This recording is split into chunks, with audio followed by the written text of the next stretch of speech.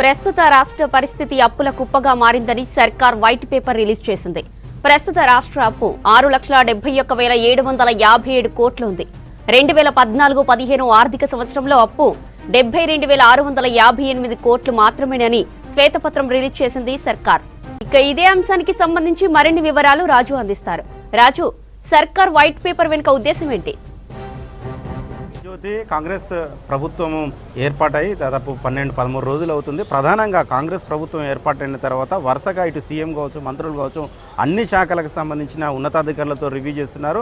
గత 10 ఏళ్లలో తెలంగాణ రాష్ట్రం ఏర్పాటు నుంచి ఇప్పటి వరకు ఆయా శాఖల అభివృద్ధి ఎంత మేరకు జరిగింది, అప్పులు ఎంత మేరకు జరిగాయి, అసలు ఆ శాఖలు ఉన్నాయా లేవా, నిర్వీర్యం అయిపోయా అనే ఉద్దేశంతోనైతే కాంగ్రెస్ ప్రభుత్వం అయితే వరుసగా రివ్యూలు చేస్తూ వస్తున్న పరిస్థితిని కొడుతుంది. సో ఇప్పటి వరకు తెలంగాణ వచ్చిన తర్వాత తెలంగాణ 2014లో ఏర్పడడానికి ప్రధాన కారణం నిధులు, నీళ్లు, నియామకాలు, ఈ 3 ట్యాగ్ లైన్తోనే తెలంగాణ ఏర్పడింది. తెలంగాణ ఏర్పడిన తర్వాత 10 ఏళ్లలో చాలా వరకు ఉద్యోగాల భర్తీ కాలేదు. ఇక నీళ్ళ కోసం ఇరిగేషన్ ప్రాజెక్టులు ఏర్పాటు చేసినా కూడా, సాగునీరు కోసం ఇరిగేషన్ ప్రాజెక్టులు ఏర్పాటు చేసిన రైతులకు ఒరిగిన దాఖలా లేదు. కానీ వాటి పేరుతో చాలా వరకు అప్పులు చేసింది అప్పటి రాష్ట్ర ప్రభుత్వం. అదేవిధంగా సంక్షేమ పథకాలు ప్రజల్లోకి తీసుకెళ్లడంలో కూడా విఫలమైపోయింది. బడ్జెట్కు మించి స్కీమ్స్ను కూడా ఏర్పాటు చేశారు. అవి కూడా ఏర్పాటు చేసిన స్కీమ్స్ కూడా పూర్తి స్థాయిలో ఇంప్లిమెంటేషన్ కాలేదని కాంగ్రెస్ పార్టీ నేతలు మొన్నటి వరకు ఆరోపణ చేశారు. కానీ ఇప్పుడు వాళ్ళే ప్రభుత్వంకి వచ్చారు కాబట్టి కాంగ్రెస్ ప్రభుత్వం అధికారంలోకి వచ్చిన తర్వాత పూర్తి స్థాయిలో ప్రజలకు వివరించే ప్రయత్నం అయితే చేస్తున్న సిచ్యువేషన్ అయితే కనబడుతుంది. అందులో భాగంగా ఇవాళ అసెంబ్లీలో 5వ రోజు అసెంబ్లీ సమావేశాలు మొదటి రోజే దానికి సంబంధించిన అన్ని శాఖలకు సంబంధించిన రెవెన్యూ, తెలంగాణ రాష్ట్ర ఆర్థిక సిచ్యువేషన్ స్థితిగతులపైన ఒక శ్వేతపత్రం విడుదల చేశారు. ఇది 42 పేజీలతో కూడిన శ్వేతపత్రము విడుదల చేశారు. అన్ని శాఖలు, ఒక్కొక్క శాఖ కావచ్చు, ఒక్కొక్క డిపార్ట్మెంట్కి సంబంధించింది కావచ్చు, అక్కడ ఎట్లా ఉంది, ఏ శాఖలు ఎంత అప్పు తీసుకున్నారు, కార్పొరేషన్ పేరు చెప్పి ఎన్ని లోన్లు తీసుకొచ్చారు, ఆర్బీఐ కావచ్చు, అదేవిధంగా ఎఫ్ఆర్బిఎం పరిమితి మించి కూడా చాలా వరకు అప్పులు తెచ్చారు అనేది తెలంగాణ ప్రజలకు చెప్పే ప్రయత్నం అయితే ఇవాళ తెలంగాణ అసెంబ్లీలో కాంగ్రెస్ ప్రభుత్వం సంబంధించిన పెద్దలు ఇవాళ ఆ శ్వేతపత్రం రిలీజ్ చేసిన సందర్భం అయితే కనిపెట్టి దానికి సంబంధించి ప్రతిపక్ష నేతలు కూడా దానిపైన తిరిగి మాట్లాడడానికి అయితే ప్రిపేర్ అవ్వడానికి 1 గంట సమయం బ్రేక్ కూడా ఇచ్చారు, టీ బ్రేక్ అని. దానిపైన కుస్తీలు పడుతున్నారు.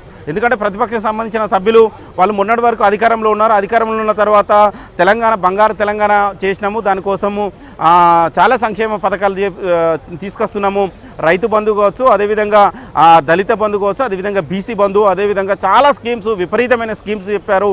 అసలు ఒక 100-150 వరకు స్కీమ్స్ ఉన్నాయి. కానీ అవి ఎక్కడ అమలు చేసిన దాఖలాలు చాలా వరకు ఒక్కొక్క నియోజకవర్గంలో ఒక 2-3 వరకే ఇంప్లిమెంటేషన్ చేసి పెద్ద ఎత్తున ఇచ్చినామని వాళ్ళు చెప్పారు. కాదు, అవన్నీ ఎక్కడ ఇవ్వలేదని కూడా కాంగ్రెస్ పార్టీ నేతలు ఆరోపణలు చేశారు. కానీ ఇప్పుడు దానికి సంబంధించిన ఆధారాలతోనే నిరూపించడానికి అసెంబ్లీ వేదికగా ఒక శ్వేతపత్రం రిలీజ్ చేయాలని చూశారు. అందులో భాగంగా ఇవాళ 42 పేజీల శ్వేతపత్రం రిలీజ్ చేశారు. ఎందుకంటే మన రాష్ట్ర బడ్జెట్ ఎవ్రీ ఇయర్ ఏ విధంగా పెరుగుతూ వచ్చింది, ఖర్చులు ఏ విధంగా ఉన్నాయి, దానికి సంబంధించిన లోడ్ బడ్జెట్ ఏ విధంగా ఉంది, ఈ తెలంగాణనేమో బంగారు తెలంగాణ అంటూ వీళ్ళు పెద్ద ఎత్తున గొప్పలు చెప్పుకునే ప్రయత్నం చేశారు. కానీ చాలా వరకు అయితే దయనీయమైన పరిస్థితుల్లో ఉంది అనేది కాంగ్రెస్ నేతలు చెప్తూ వచ్చారు. ఇవాళ దానికి సంబంధించి పూర్తిగా తెలంగాణ అసెంబ్లీలోనే ఒక శ్వేతపత్రం రిలీజ్ చేసి పూర్తిగా ఇప్పటి వరకు 61,71,000 పైచీరుకు అప్పుల కుప్పగా మారిపోయింది. అంటే గతంలో తెలంగాణ వచ్చినప్పుడు మిగులు బడ్జెట్గా ఉన్న తెలంగాణ రాష్ట్రం ఇప్పుడు గత 10 ఏళ్ల కాలంలోనే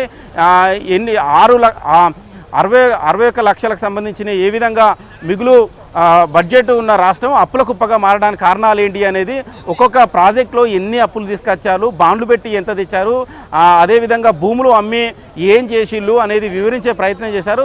సో మొత్తానికైతే తెలంగాణలో గత 10 ఏళ్ల పాలనలో జరిగిన అప్పులు ఏ విధంగా పెరిగిపోయాయి, తెలంగాణ ప్రజలకు ఏమన్నా ఒరిగింది ఏమన్నా ఉందా, తెలంగాణ ప్రజలకు ఏ విధంగా నష్టపోయారు, అదేవిధంగా దాని వెనుక ఉద్దేశం ఏంటి, దానికి వెనుక ఉన్న అవినీతి అక్రమాలు ఏంటి అని చెప్పడానికి, తెలంగాణ ప్రజలకు వివరించడానికి అసెంబ్లీ వేదికగా ఇవాళ కాంగ్రెస్ పార్టీకి సంబంధించిన సీఎం, అదేవిధంగా డిప్యూటీ సీఎం కావచ్చు, కాంగ్రెస్ పార్టీ నేతలు ఇవాళ అసెంబ్లీలో శ్వేతపత్రం రిలీజ్ చేశారు. సో దీనిపైన మరి కాసేపట్లో డిస్కషన్ అయితే కొనసాగబోతుంది. ఇప్పటికే సభ్యులు దానిపైన ప్రతిపక్ష పార్టీలకు సంబంధించిన సభ్యులు దానిపైన చర్చ చేయడానికి సిద్ధమవుతున్నారు. జ్యోతి.